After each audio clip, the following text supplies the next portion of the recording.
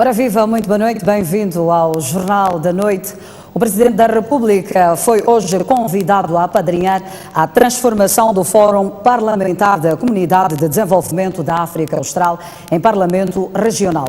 Em resposta, Filipe Nunes diz haver questões que devem ser ultrapassadas para a concretização deste sonho.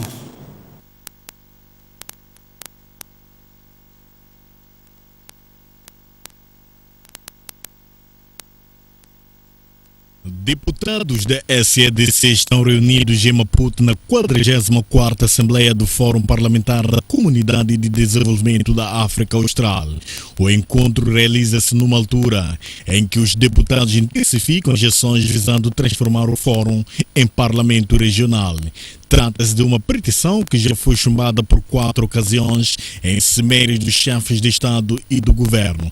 Embora se assuma que nos últimos anos ficou evidente que os líderes da SADC estão mais receptivos à transformação do Fórum. Para reforçar o compromisso, o presidente do Fórum Parlamentar da SADC e presidente do Parlamento Nacional de Angola convidou o presidente da República para apadrinhar o processo de transformação do Fórum em Parlamento Regional. Excelência Presidente Jacinto Nunes, gostaríamos de continuar a contar com o vosso apoio nesta causa da transformação do Fórum Parlamentar da SADC em Parlamento Regional. Estamos certos de que, com a vossa ajuda e conselhos, mais perto estaremos da concretização deste desidrato. Dirigindo-se à cerimônia de abertura oficial da Assembleia Plenária dos Deputados da SADC, o Presidente da República disse que há questões que devem ser ultrapassadas para a transformação do Fórum em Parlamento. É nossa convicção que o gradualismo, que não quer dizer a lentidão, é a via mais recomendada para a plena operacionalização de um Parlamento Regional. Repito que não quer dizer a lentidão. Aliás, os povos da região clamam pela paz, desenvolvimento econômico sustentável e inclusivo, preservação do meio ambiente, segurança alimentar e nutricional e eliminação das doenças endêmicas. Esses são os problemas do povo. Devemos unir-nos a trabalhar juntos. Devemos reforçar a integração ao nível da região. É imperioso ir além da simples aproximação das políticas estatuais e passar a desenvolver verdadeiras políticas jurídicas comuns, definidas e implementadas no seio da SADC. Por sua vez, a presidente do Parlamento moçambicano mostrou-se otimista nos consensos a serem alcançados e disse que as recomendações de Maputo irão merecer uma atenção especial na cimeira dos chefes de Estado a ter lugar no próximo ano. Sobre a transformação, estamos certos que dos debates desta sessão, inspirado nos consensos alcançados na 43ª Assembleia Plenária realizada em Luanda, serão recomendações que irão permitir aos chefes de Estado e do Governo da nossa região tomarem uma decisão favorável na cimeira da SADC a ter lugar em março do próximo ano. Apesar do atraso que se registra no processo da sua transformação, o Fórum Parlamentar da SADC tem contribuído para o alcance da agenda de desenvolvimento e integração dos países da região. A bancada da Frelimo na Assembleia da República defende que a proposta do Plano Económico e Social da Lei do Orçamento do Estado para 2019 visa o alcance das prioridades e pilares do Programa Quinquenal de Governo 2015-2019. A bancada maioritária diz que apreciou o documento e os deputados poderão aprová-lo, neste caso, na sessão que arranca amanhã.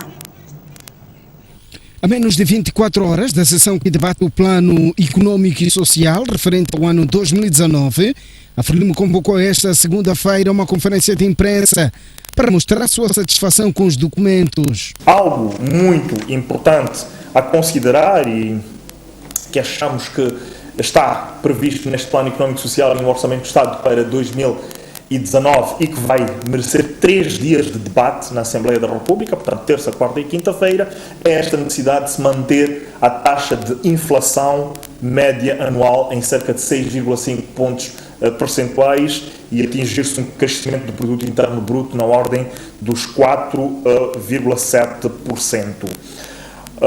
Alcançar um valor de 5,160 milhões de dólares americanos em exportações de bens é outro dos indicadores macroeconómicos que se prevê neste orçamento. Em nosso entender, todos os setores, sobretudo os mais importantes que fazem a condução da nossa economia, vão estar orientados para produzir. Estamos a falar da agricultura, que poderá ter um desempenho significativo, de cerca de 5,5%, o comércio 4,7%, a indústria extrativa um crescimento considerável de 14% e o transporte, bem como o alojamento e a restauração, a manterem-se nos 2,8% e 4,5%. Por isso, a Frelimo propõe a aprovação da proposta do Plano Econômico e Social, um documento que não só avança com as linhas de orçamento do Estado, mas também constitui o último passo para o cumprimento do Programa Quinquenal do Governo 2015-2019. Estamos, como bancada parlamentar, preparados para aprovar este instrumento, obedecendo-se assim àquilo que são os ditames da Constituição da República, pois, como sabem, sem um orçamento anual o Estado não funciona. Daí que todos os deputados da bancada parlamentar do Frelimo, e em função deste enquadramento legal e constitucional que existe, serão chamados a votar favoravelmente no Plano Económico e Social e no Orçamento do Estado para 2019. Refira-se que a proposta do Plano Econômico e Social e o Orçamento do Estado para 2019 vão a debate nos dias 4, 5 e 6 deste mês. Empresários pedem mais incentivos fiscais para flexibilizar investimentos na província de Gaza ao longo dos próximos 10 anos. O pedido foi apresentado hoje durante a Conferência de Investimentos para a província de Gaza. A província de Gaza, sul de Moçambique, é conhecida pelo seu vasto potencial agrícola e turístico, mas o seu nível de desenvolvimento anda a passo de camaleão. Para mudar este panorama, o distrito de Ibilene, em Gaza, junta desde hoje empresários nacionais e estrangeiros numa conferência visando atrair mais investimento. Para incentivar e atrair o investimento deste setor empresarial, o governo de Moçambique aposta na melhoria do ambiente de negócios, com destaque para a sua reforma legal, concessão de incentivos que permitam o alavancamento destes projetos, estabelecimento de zonas económicas especiais, zonas francas industriais e parques industriais e ainda de processamento de produtos agropecuários. Os homens de negócios em Moçambique, representados pela CTA, apontam algumas saídas para catapultar os investimentos na província de Gaza, em particular no agronegócio. Aqui o grande desafio é como responder à questão do IRPC na agricultura. 32% é exagerado para um setor da atividade que precisa de estímulo. Portanto, como se diz, se nós não podemos dar incentivo ao setor, então que não prejudiquemos.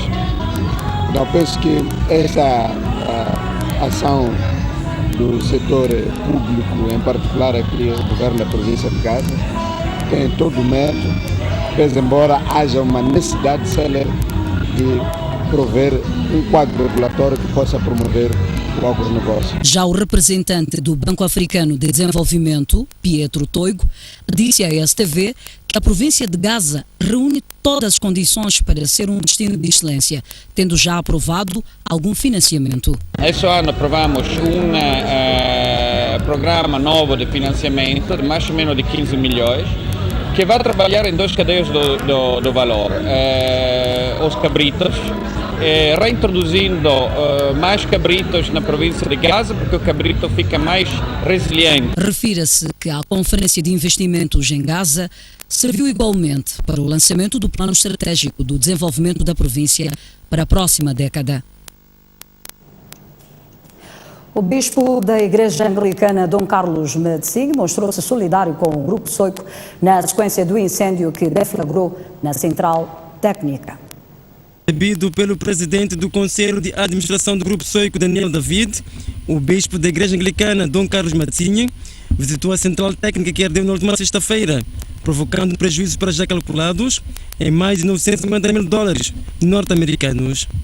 O bispo da Igreja Anglicana passou pela rádio SFM, cuja emissão também ficou afetada pelo incêndio. No final da visita, Dom Carlos Medicine encorajou o Grupo Soico a continuar a ser forte e a desempenhar um papel determinante na sociedade. Viemos aqui para manifestar a nossa solidariedade neste momento de dificuldades e também encorajar que, apesar daquilo que aconteceu, se faça todo o esforço para que haja continuidade do serviço, do trabalho, porque a Soico, a STV e outros canais de comunicação fazem parte muito importante da comunicação em todo o país.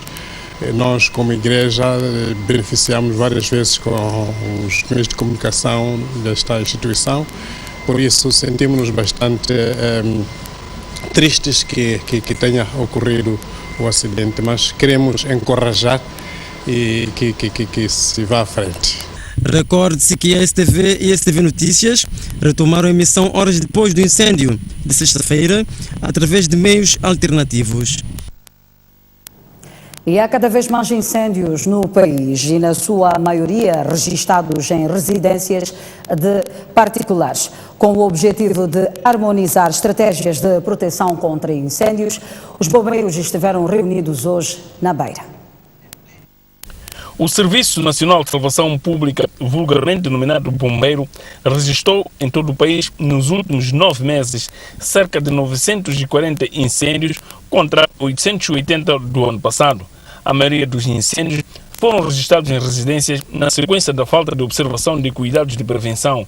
E como a exploração de hidrocarbonetos no país tende a crescer, os bombeiros temem que o número de incêndios venha a aumentar, fato que serviu de pretexto para a realização desta reunião que visa harmonizar estratégias de proteção contra incêndios e outros riscos. Mas a reunião realiza-se numa altura em que os serviços meteorológicos apresentam um cada vez mais desafiador cenário, em que as mudanças climáticas, mais caracterizadas por intensas vagas de calor e época calamitosa, exigem de nós um maior aprimoramento de métodos e procedimentos interventivos. Num outro momento, o Comandante Nacional dos Bombeiros disse que estava satisfeito com o nível de extintor adquirido pelas empresas públicas e privadas, contudo está preocupado com o uso dos mesmos. É por isso que o Serviço Nacional de Salvação Pública redobra-se no sentido de poder formar cada vez mais as pessoas, explicar como é que se faz o manejo dos extintores e cada extintor tem a sua classe de incêndio. As pessoas têm que saber que não é cada extintor para cada incêndio. O Comandante Nacional dos Bombeiros foi reservado em relação à falta de meios para a extinção de incêndios. A falta de meios é uma coisa que nós temos que gerir. Na verdade, o país é muito extenso. Os bombeiros indicaram que as construções desordenadas dificultam o combate aos incêndios. Para as autoridades municipais, o apelo é exatamente este, é ordenar as nossas cidades, as nossas vilas, mas também criar condições para a montagem de bocas de incêndio nas estradas, reservatórios de água, para o nosso trabalho ser mais célere. Pouco mais de 100 trabalhadores do supermercado Recheio, na cidade de Maputo, paralisaram as suas atividades na manhã desta segunda-feira, exigindo melhores condições de trabalho. Era suposto ser mais um dia de trabalho, mas não foi bem assim. Os trabalhadores deste supermercado decidiram protestar contra aquilo que consideram de péssimas condições de trabalho. Mas não só. Os trabalhadores do supermercado Recheio exigem também o pagamento de horas extras e de seguro de qualquer risco de trabalho. Nós não temos direito a subsídio de risco. Trabalhamos numa empresa cheia de poeira. Nós trabalhamos no caixa, não temos subsídio de risco. Não temos máscara, não temos leite. Os colegas morrem de tuberculose lá dentro. Mas ninguém da empresa ajuda quem está doente. Nós é que tiramos nossos 5, 10 medicais para ajudar Respondo pelo Mas as queixas não param por aí. Neste supermercado, há quem está há mais de 7 anos sem contrato de trabalho. Eu não sei também, quando acaba o ano eles me mandam embora, depois me chamam. Sempre é assim mesmo, desde 2012 até hoje não tem contrato, sempre vem e volta, vem e volta. Sim. Os trabalhadores questionam a ação da Inspeção do Trabalho, que segundo eles, nada faz para corrigir os problemas. Aqui nessa empresa vê expensão, eu não sei se essa expensão é de onde. Que chega, termina ali à frente e vai para o escritório. Não entra nos corredores, não procuram saber como nós estamos a trabalhar, porque está claro como nós trabalhamos. Nós trabalhamos num sítio cheio de poeira, com dinheiro, sem máscara. Não faz sentido que a inspeção entre e não diga nada. A direção do supermercado Recheio mostrou-se indisponível para reagir às queixas apresentadas pelos trabalhadores. Já a direção do trabalho na cidade de Maputo prometeu pronunciar-se oportunamente. E o diretor do trabalho na cidade de Maputo já reagiu e disse que os inspetores vão amanhã escalar o supermercado Recheio para se inteirar do assunto. E caso se comprove que as queixas dos trabalhadores constituem verdade, a empresa poderá ser penalizada. Não que na legislação não vê que não... Não é a primeira vez que a direção do trabalho recebe reclamações dos trabalhadores daquele supermercado. Na primeira visita, a inspeção deixou uma série de recomendações que a empresa devia seguir, mas, pelo que tudo indica, nada foi cumprido. Ali está muito claro. As empresas, quando recebem advertência, se não cumprirem, daí vai a penalização. Como vocês sabem, a inspeção do trabalho não só vai à empresa para autuar, para multar as empresas, não.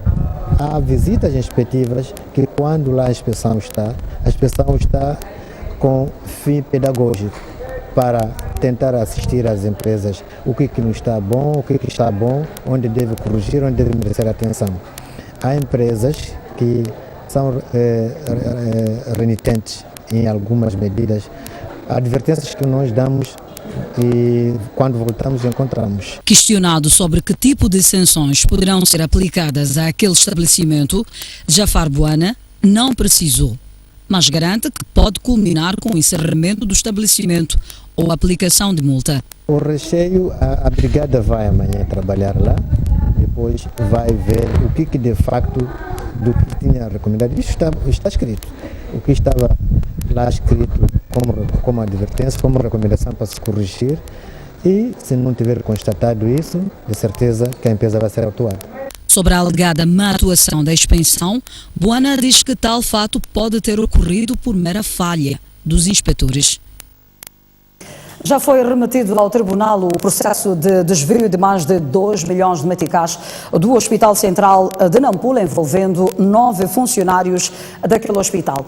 A informação foi avançada hoje à margem do lançamento da semana do Dia Internacional da Luta contra a Corrupção. Ao todo, são 9 funcionários da contabilidade do Hospital Central de Nampula e mais 2 agentes econômicos que foram detidos há semanas pelo Gabinete Provincial de Combate à Corrupção em Nampula, indiciados de desvio de mais de 2 milhões de meticais. O processo já foi remetido ao tribunal. O processo foi acusado, já foi remetido ao Tribunal da cidade de Nampula. Acredito eu que esteja a ser cumprido a formalidade processual, que é de notificar da acusação aos arguidos. Esta segunda-feira foi lançada a Semana do Dia Internacional de Luta contra a Corrupção, que se assinala no dia 9 de dezembro corrente, e as cerimônias centrais serão na cidade de Nampula. No dia 9 de dezembro de 2003, mais de 110 países assinaram na cidade de Mérida, México, a Convenção das Nações Unidas contra a Corrupção, que entrou em vigor no dia 14 de dezembro de 2005, passando desta forma a data 9 de dezembro a ser assinalada como sendo o Dia Internacional de Luta contra a Corrupção. O Gabinete Provincial de Combate à Corrupção atua não só nesta cidade, como também nas províncias de Niassa, Cabo Delgado e Zambésia. De janeiro a esta parte, mais de 400 processos ligados à corrupção deram entrada, contra pouco mais de 200 registrados no ano passado. Mais uma vez, a cidade de Nampula lidera a lista de processos de corrupção. E o Ministério Público move processos crime contra 3 funcionários do setor da saúde, afetos no distrito de Der, na província da Zambésia, por desvio de vários kits de medicamentos. Trata-se de 2 homens e uma mulher.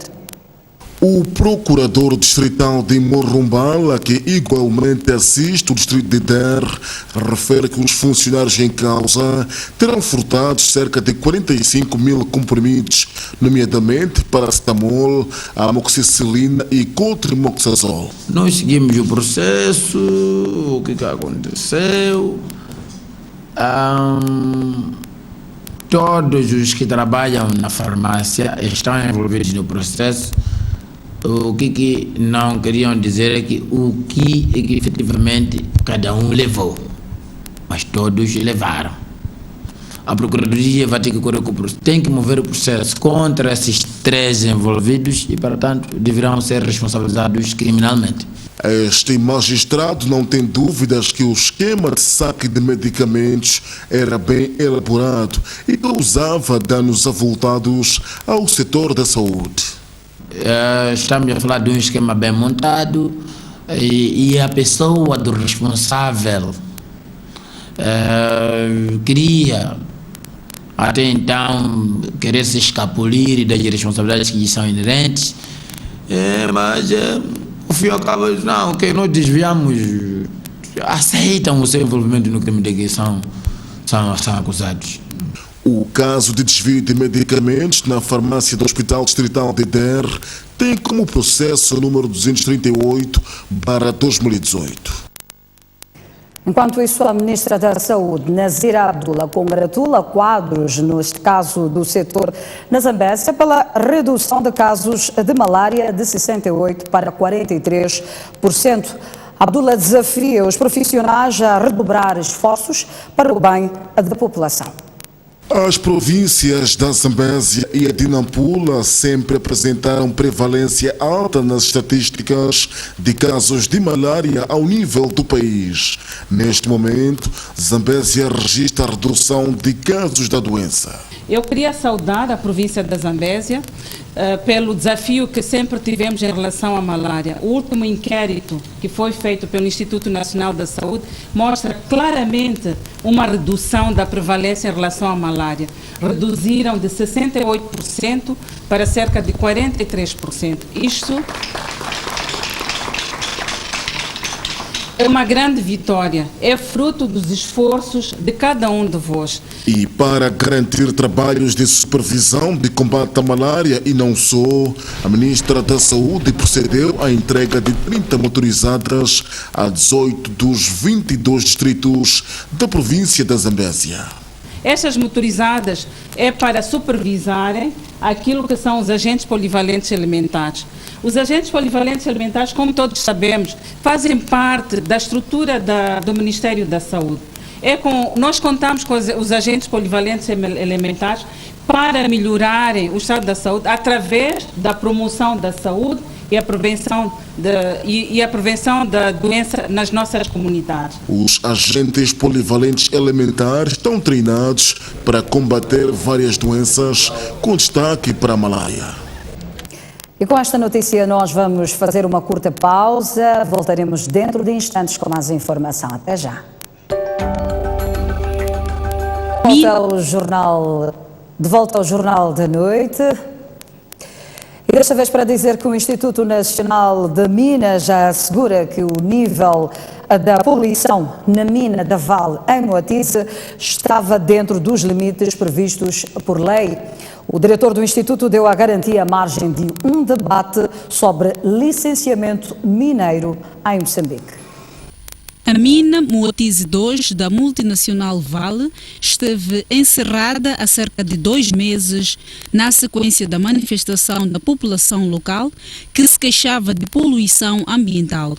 Mas o Instituto Nacional de Minas diz que os níveis de poeiras causadas pela extração de carvão mineral estavam dentro do permitido por lei. Estamos na Vale, criou-se uma equipa em que esteve lá a inspeção e a equipa da inspeção integrou quadros do INAMI e quadros da direção da cidade de Luís Minas. Foi verificado lá no terreno a situação e daquilo que é a informação que eu tenho, a VAL está a fazer um trabalho no sentido de minorar a situação e aquilo que é a informação que tenho também é que das medições que foram feitas na altura, o nível de poluição não estava para além daquilo que é permitido por lei. Uma informação partilhada à margem do encontro que discutiu o licenciamento mineiro no país. Os titulares mineiros protestam contra o excesso de burocracia e demora na concessão de licença. Mas o Instituto Nacional de Minas diz que a culpa é dos próprios operadores que não reúnem os requisitos. Se uma empresa traz um pedido aparentemente completo, mas com os processos mal feitos, não se vai emitir o título mineiro de forma alguma.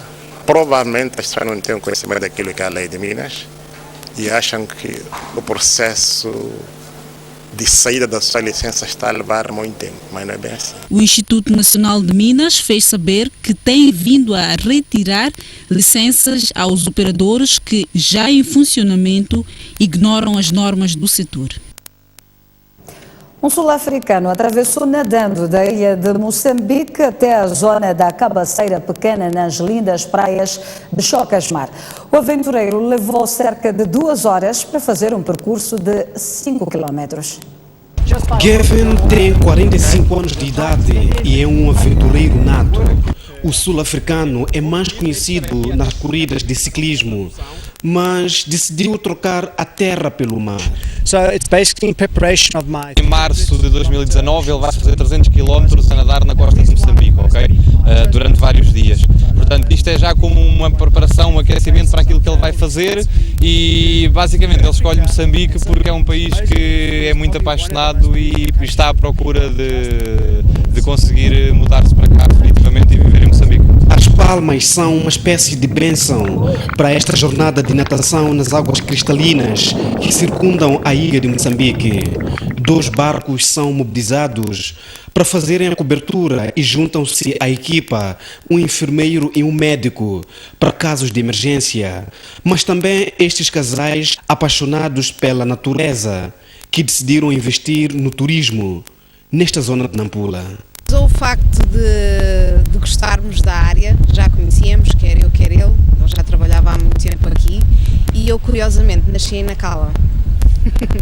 E esta zona é lindíssima, é das zonas de Moçambique, não desfazendo as outras que têm das praias mais bonitas. A conversa no barco anima, mas quem se diverte mesmo é o nosso nadador, que ao fim de 2 horas corta a meta e é recebido como mandam as regras do bem servir.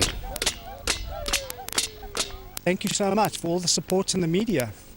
Esta é a zona da Cabaceira Pequena, bem próximo de Chocasmar, um lugar onde a natureza fala mais alto e atrai corações que vêm de longe. Desde o ano passado para este ano, eu tenho ouvido muita gente a reclamar que as coisas pioraram, mas graças a Deus, na nossa parte as coisas melhoraram bastante, principalmente a nossa taxa de ocupação já conseguimos subir para 50% este ano, o que nos deixa muito contentes, ainda não é o que nós pretendemos ao máximo, mas que já conseguimos uma grande evolução e que acho que estamos num bom caminho para o que pretendemos. São potencialidades como estas que o governo quer capitalizar.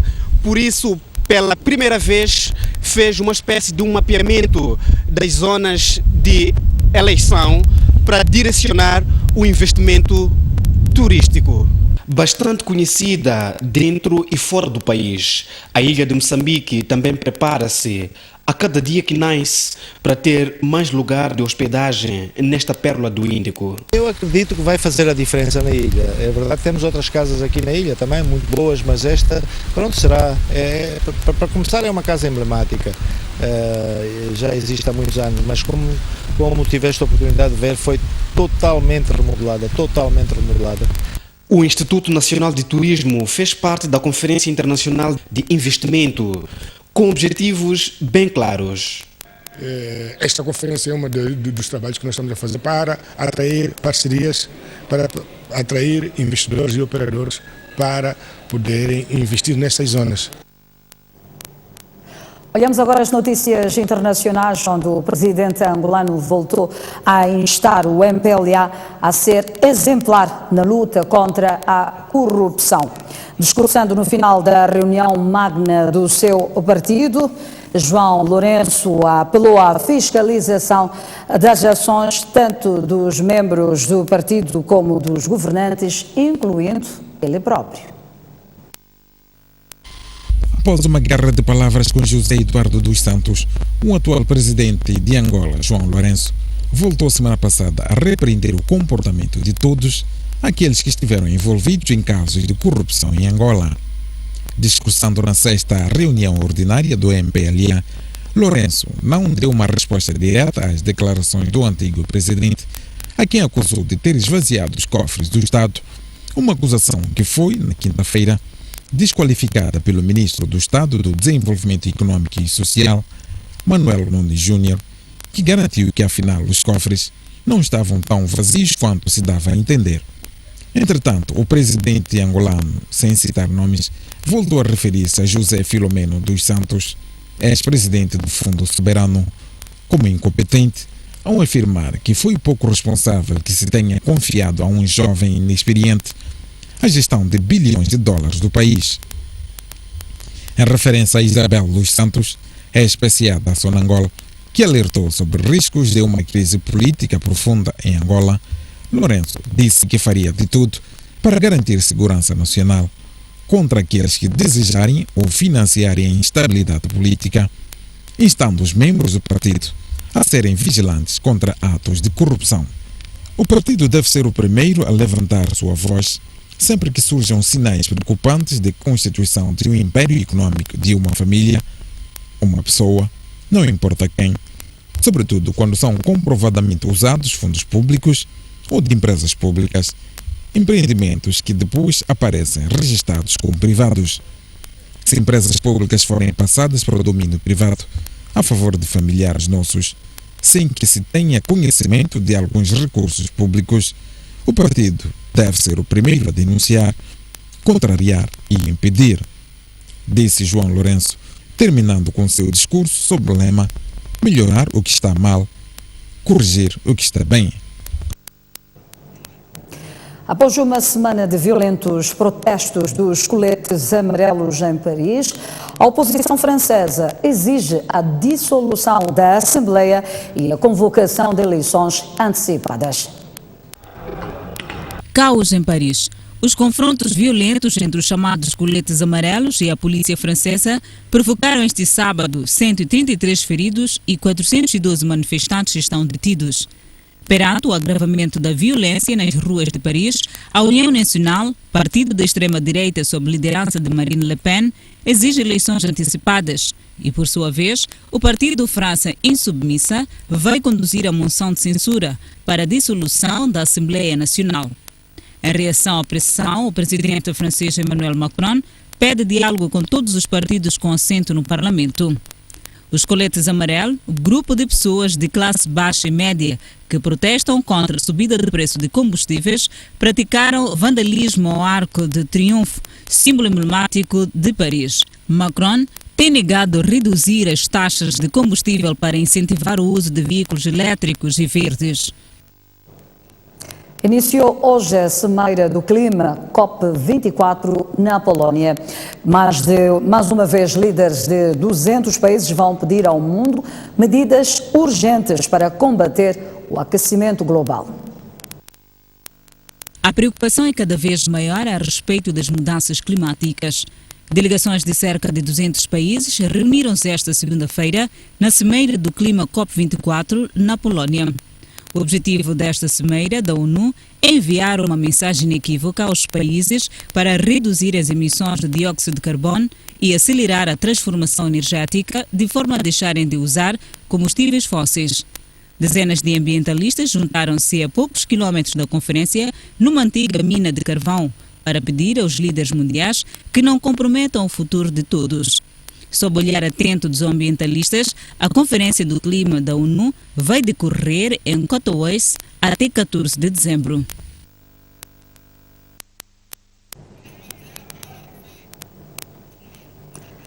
Seguimos uma vez mais para uma curta pausa. Até já.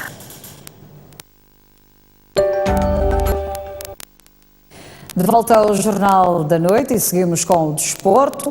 A delegação moçambicana que vai participar dos Jogos Desportivos da Zona 5 de África despediu-se esta segunda-feira da vice-ministra da Juventude e Desportos, Ana Flávia Azinheira, com promessas de honrar o país. Os Jogos terão lugar em Gaborone, no Botsuana, de 6 a 16 do mês em curso. Antes Jogos dos Casa e atualmente Jogos de Auski, o evento será de 6 a 16 do mês em curso em Gaborone, capital de Botswana. E Moçambique far-se-á representado por 5 federações, nomeadamente a de ténis, judô, desporto para deficientes, atletismo e voleibol. Esta última apenas em femininos. A vice-ministra quer que os atletas honrem com a bandeira nacional. Nós temos estado a priorizar as marcas e estes são os que têm os melhores indicadores para participarem nesta competição. Portanto, os desafios são enormes, todas as equipas querem vencer, mas nós estamos confiantes que os nossos atletas irão nos trazer um bom resultado. Em mensagem de despedida, os atletas prometem fazer o seu melhor, mas com o máximo respeito pelos adversários. Nesta nossa deslocação, temos como objetivos: 1. Reforçar as relações de amizade, a fraternidade, o respeito, a compreensão, o reconhecimento mútuo da dignidade e integridade com os elementos dos países participantes. 2. Manter um elevado nível competitivo de forma a tornar o nosso país uma potência na região. Individualmente, há também desejo de fazer melhor do que nas anteriores edições. Estou ansiosa por representar o país.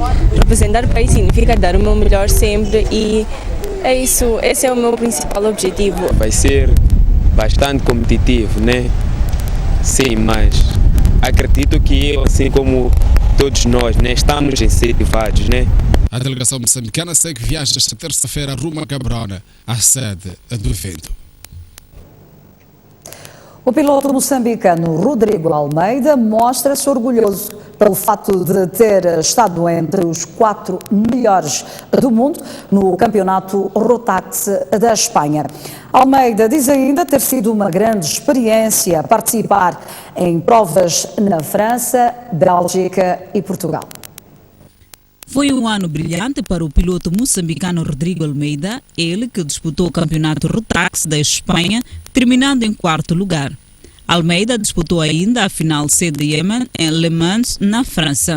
Melhorei muito, ganhei muita experiência a nível internacional, também ajudou muito e vamos ver a próxima época. Terceiro lugar na última corrida, no terceiro lugar no campeonato, mas a última corrida não correu como esperava, acabei em 5º lugar e fez com que subisse do terceiro lugar do campeonato para 4º lugar. Depois deste sucesso, Rodrigo Almeida projeta novos horizontes. Está agora a treinar para poder evoluir em provas de velocidade. Estou a passar para carros automobilísticos, velocidade, e vamos ver o que é que podemos fazer aqui em Moçambique e competir lá fora. O piloto moçambicano agradece ainda os patrocinadores e familiares que contribuíram para o seu sucesso nas provas em que participou.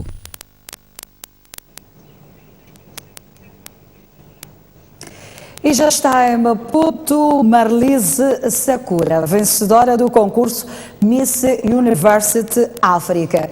A nova rainha da beleza universitária do continente africano confessou que o concurso foi exigente e que a sua vitória prova que as jovens moçambicanas têm muitas potencialidades que podem ser exploradas. Marlise Sakura chegou à meio da tarde desta segunda-feira e encontrou um ambiente digno de uma rainha à sua espera.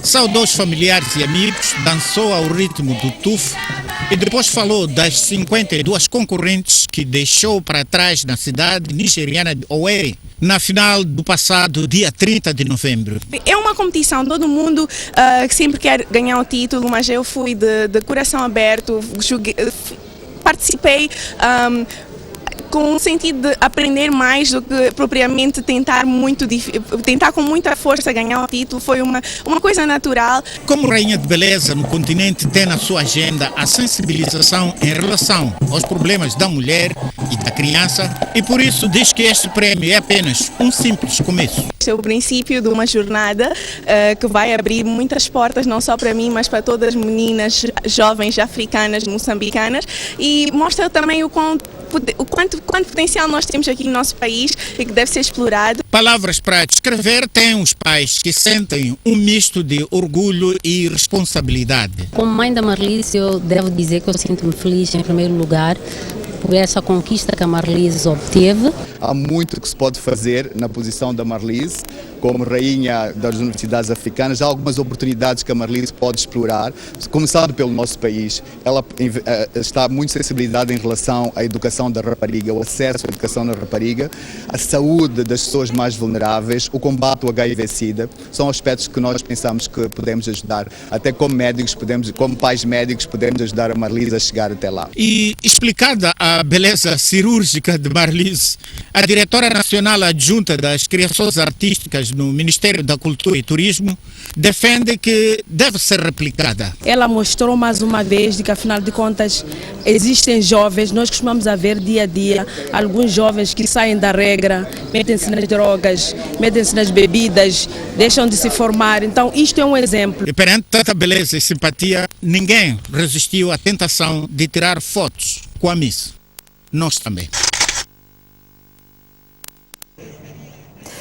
Moçambique a levar a melhor no concurso de beleza, e é desta forma que nós fechamos o Jornal da Noite de hoje. Boa noite.